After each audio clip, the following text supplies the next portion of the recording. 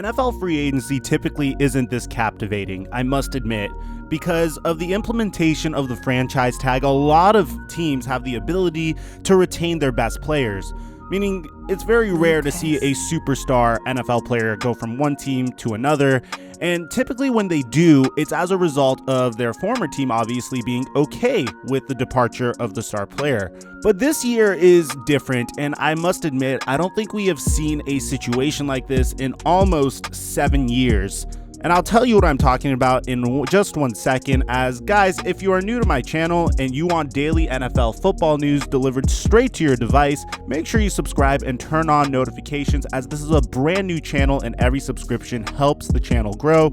And of course, wait until the end to see if you enjoy the content before leaving a like, but also make sure to check us out on Instagram on Mikerophone. So what's going on, guys? Your boy Mike back again with another NFL video, and this has been one of the most interesting scenarios that we have ever seen, because so many things could happen this offseason. So many teams could look extremely new as opposed to the way they looked the season prior, and a lot of teams could have a brand new starting quarterback. And you have to bear in mind that there are more than just one option to obtain a quarterback. Some quarterbacks are available to obtain via trade. There are a plethora of great and proven backup quarterbacks that could potentially start for a brand new team. And not to mention that this year's NFL draft seems to be fairly promising at the quarterback position. Although it's not as deep as it was in years past, such as in 2017, where we saw the likes of Patrick Mahomes and Deshaun Watson get drafted, or even in 2018, where it was fairly hyped up and Mel Kiper was gassing prospects such as Sam Darnold, Josh Allen, Baker Mayfield, and of course Lamar Jackson. But regardless, this year's NFL draft is fairly good at the quarterback position if you were to decide to take that route to rebuild your team around a brand new quarterback prospect. But without a doubt, in order for us to figure out which team needs what, we have to first look at NFL free agency, because without a doubt, the top domino to fall to determine what team is going to need what and the value of every quarterback has to be Tom Brady.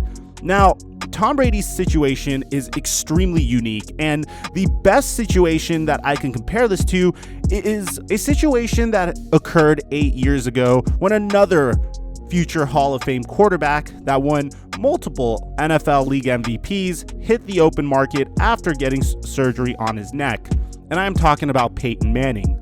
For those of you guys that don't remember, in the 2011 to 2012 NFL season, the Indianapolis Colts had to go an entire season without Peyton Manning. And as a result, they were atrocious, without having one of the greatest quarterbacks in NFL history under center to direct their offense. The Indianapolis Colts had to depend on the likes of Curtis Painter and other journeyman quarterbacks in order to try to win football games. And of course, I'm sure you can imagine how that went down. The Colts finished with the number 1 overall pick in the 2012 NFL draft and had the unique opportunity to move on from one generational quarterback talent to another, as the number 1 pick, the projected number 1 pick in that draft, was Andrew Luck. So as a result, the Indianapolis Colts opted to move on from Peyton Manning, and Peyton Manning would hit free agency at the ripe age of 35. And this is the closest that I could ever compare Tom Brady's current situation to, as Tom Brady's situation is a little bit different than Peyton Manning's, and I'll tell you how it differs.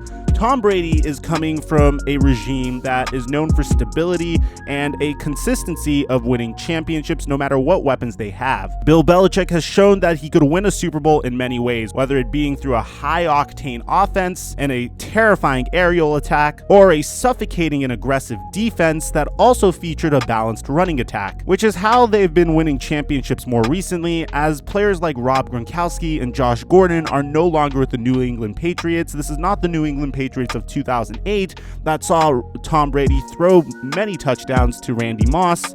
This is the New England Patriots of now. And in times past, Tom Brady would typically take a pay cut to allow the New England Patriots to obtain as much talent as they possibly could. But more recently, Tom Brady is operating under the assumption that he is not going to return to the New England Patriots. And a lot of us are sitting here and wondering why. Why wouldn't a player that is considered to be the greatest quarterback of our generation, why would he want to leave a team that is consistently in a situation to win championships? Why would he want to leave a coach that is considered to be the greatest coach of our generation, if not of all time. Well, here's the problem, and I'll tell you the problem from Bill Belichick's end, and then we'll get to the problem from Tom Brady's end, and then I'll let you guys decide and see who's in the right and who's in the wrong. If you're Bill Belichick, you are doing whatever it takes with the tools you have to win football games.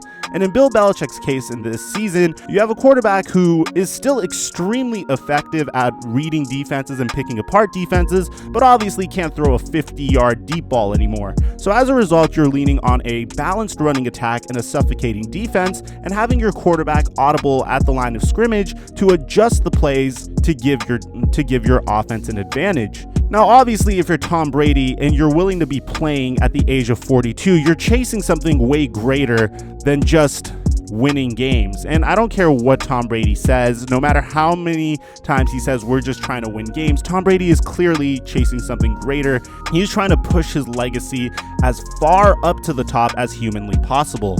So Tom Brady, who is 42 currently, wants to be put in this situation where he could consistently air the ball out and have a high octane offense for him to stuff the stat sheet and cement his status as the GOAT, if you do not believe he is already the GOAT, which I am not going to comment on. That is a topic for a different video, but you guys are more than welcome to duke this out in the comment section down below. In fact, I encourage it. So if you're Bill Belichick, you are thinking to yourself at this point, okay, I have a 42-year-old quarterback. He's commanding a huge salary. I would love for him to come back. He means a lot to the state of Massachusetts. However, if he wants to leave, then I'll be comfortable moving forward with a brand new quarterback or a potential player that I'm picking out of the draft, which will allow me to pay him very little for the next 4 years until he needs to be given a contract extension, assuming that he is a good quarterback.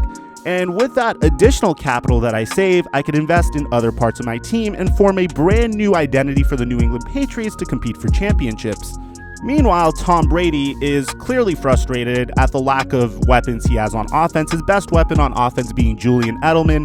There's no more Josh Gordon, and his best wide receiver this past season, I guess on paper, which the Patriots attempted to bring in, it didn't really work out, was Mohamed Sanu, which was acquired in the middle of the season. And typically, if you acquire a wide receiver in the middle of the season, it takes a while for them to get adjusted to your offense, especially if you're the New England Patriots. Clearly, that didn't work out. Tom Brady has notified us today that it's not looking good for the New England Patriots to retain me, and on top of that, he is operating under the assumption that he is going to leave. As of now, the Patriots still have not reached out to Tom Brady, and it's not looking good. And according to our sources at the NFL Combine, Vic Tafur says the strong buzz in Indy this week is that Tom Brady won't return to the Patriots, and he will be the first domino to fall in quarterback musical chairs. And at this point, a bunch of options could happen for the New England Patriots. And I'm going to let you guys speculate what the best move is to make in the comment section down below. But the interesting part about the New England Patriots is they've operated with such a model of success that it's going to be interesting to see how things play out. I wouldn't be surprised if the Patriots try to trade for a player such as Cam Newton, but I also wouldn't be surprised if they just went forward with Jarrett Stidham. Bill Belichick has shown in the past that whoever his quarterback is, he will always put him in the position to succeed, be that Matt Castle, Jimmy Garoppolo, or even Jacoby Brissett. All those quarterbacks at some point or another became a starting quarterback for a different team, with two of them currently being starting quarterbacks for the Indianapolis Colts in Jacoby Brissett's case, and Jimmy Garoppolo, who is the face of the 49ers, who just recently lost in the Super Bowl this past year. At the end of the day, what Tom Brady is looking for in his new team is obvious. He wants a team with tremendous offensive potential. He wants good wide receivers, and he wants an offensive mastermind to work with. So, two teams that pop out at me. And one team has the potential to give him what he wants, whereas the other team currently has what he wants. If you ask me, I think the most likely team that could give Tom Brady what he currently wants is the Tampa Bay Buccaneers. The Buccaneers boast the greatest wide receiver core currently in the NFL, with a tight end with absolute untapped potential in O.J. Howard. Both Chris Godwin and Mike Evans are the ideal wide receivers for Tom Brady, as one is a speed demon that could be a great deep threat, whereas the other is a red zone target.